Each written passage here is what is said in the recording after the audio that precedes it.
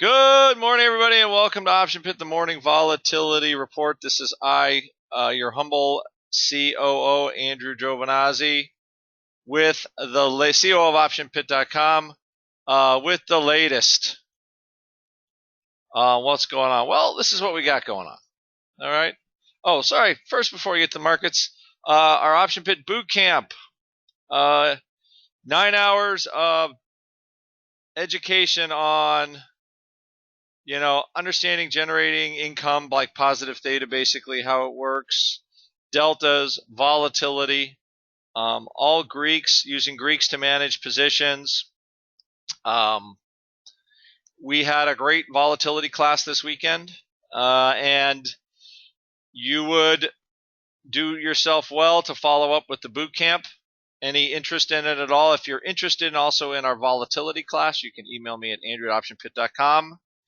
And I will be happy to sell it to you for some price. I think right around 149 was around the average price for the class that people were taking. So we've got the decks and the video ready for all of you that are interested. Also on Monday, I believe.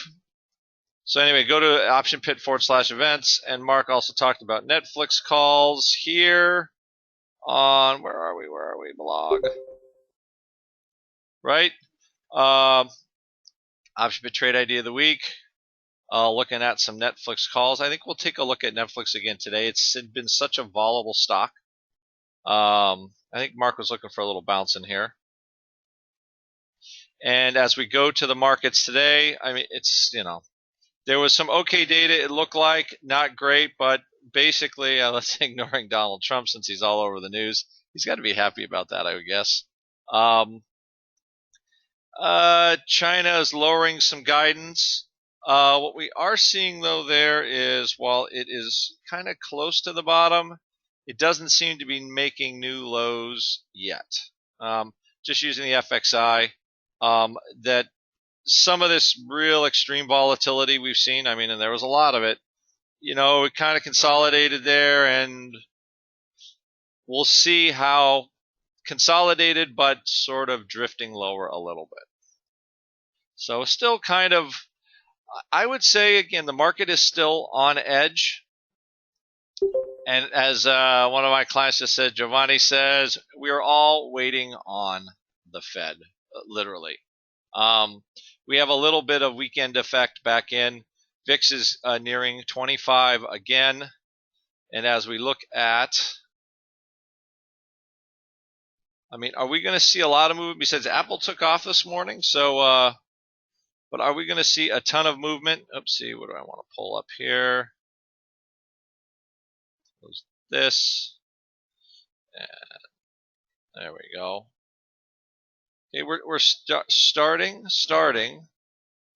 I think we're going to see some vol coming in. I just want to get a little term structure picture, right? Again, this is what I call the, sort of the event term structure for the market. We're backward to the back months, and we're forward, and we're slightly above. I got to reset this and reopen it, but basically this is what we still look like. You've got the SEP future still priced, the spot price, everything's basically about a higher up, but we're flat, right? And flat in general is, I don't know where the market's going, but they're still pricing September to stick to the fixed cash. We could see a little bit more of a move for a short period of time into today, tomorrow. A time spread might be possible. The problem with the time spread is, at this point, almost all the stuff expires after the Fed. So while it made sense last week, I don't think it makes as much sense this week. And I think basically vol will probably keep a slight bid today and tomorrow. All of the short-term news and whatever the Fed is going to say, we'll get past it, and vol should be lower. We looked at a lot of ways to kind of basically backspread volatility to some degree, or the move in volatility as we go forward. But not a lot has changed, although I would just say overall, Let's just take a look at implied volatility in the SPX real fast. Okay.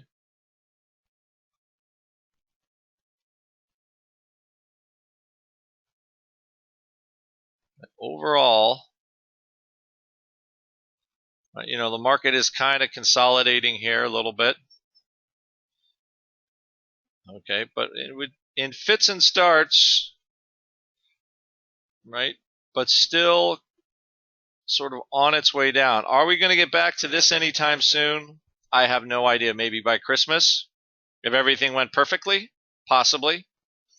Could we get down to like what I would say a more mid-level, like what we at least talked about this weekend, kind of a lower zone? Certainly possible.